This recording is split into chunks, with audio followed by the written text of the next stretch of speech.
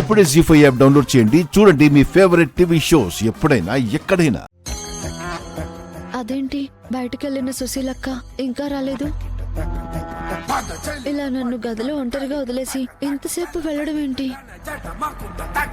Hello, ఇక్కడ resort లో prostitution జరుగుతుందండి. రిసార్ట్ పేరు, లొకేషన్ పెట్టండి. దయచేసి త్వరగా రండి సార్. యా. శరణ్య, ఈ రాత్రితో నీ బ్రతుకును పూర్తిగా చీకట్లో కలిపైపోతున్నా.